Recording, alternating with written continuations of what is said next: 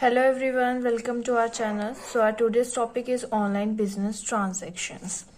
An online business transaction includes any transaction for purchase or sale of any good or services between consumer and business by the internet. So online business transaction कौन सी transaction है जब हम purchase और cell कर रहे हैं goods और services की between consumer and business through internet. मतलब वो परचेज और सेल कहाँ पर हो रही है? इंटरनेट पर हो रही है. It is no different from ordinary business except that it is facilitated through the web based technologies.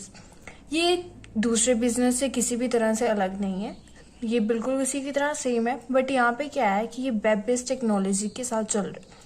मतलब ये ऑनलाइन बेस्ड चल रहा है, इंटरनेट के थ्रू चल रहा है. तो ये बस इसमें ये है इसका main focus. So advantage of online business to consumers क्या? Save time and money. ये टाइम और मनी को बचाने में हेल्प करता है. फास्ट सर्विसेज प्रोवाइड करता है, डिलीवरी फास्ट करेगा. Wide selection of good products and goods at the lower price. हम क्या कर सकते हैं? अच्छे प्रोडक्ट्स को मतलब गुड्स को हम क्या कर सकते हैं? वाइडर सिलेक्शन की ऑप्शन है हमारे पास, कहीं से भी हम कुछ भी सिलेक्ट कर सकते हैं. और गुड्स के लिए क्या है? लोअर प्राइस भी है. ठीक है. वाइड स्केल इंफॉर्मेशन, हमारे पास काफी इंफॉर्मेशन होती है इसकी.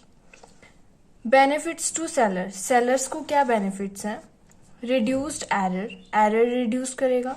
टाइम कम यूज होगा उसका. और क्या होगा? Reduced warehouse.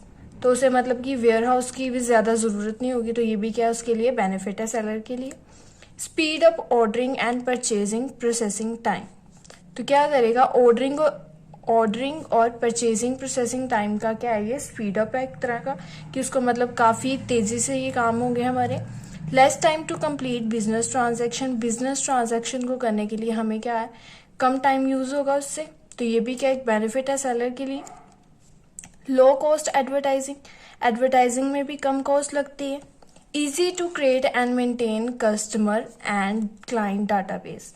तो क्या करता है? क्लाइंट का डाटाबेस या कस्टमर का डाटाबेस मेंटेन करने में ये हेल्प करता है और काफी इजीली वो काम कर देते हैं.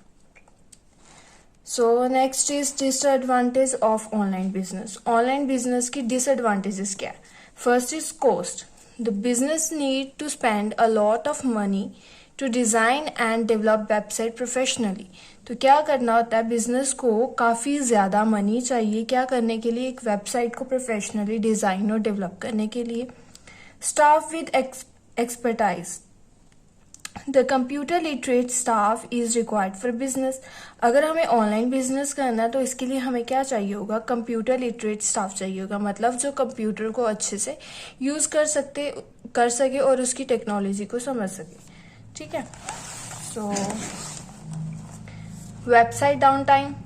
If the website goes down, the entire business comes to halt. अगर वेबसाइट कभी भी डाउन चली जाए तो क्या होगा? बिजनेस पूरा का पूरा रुक जाएगा.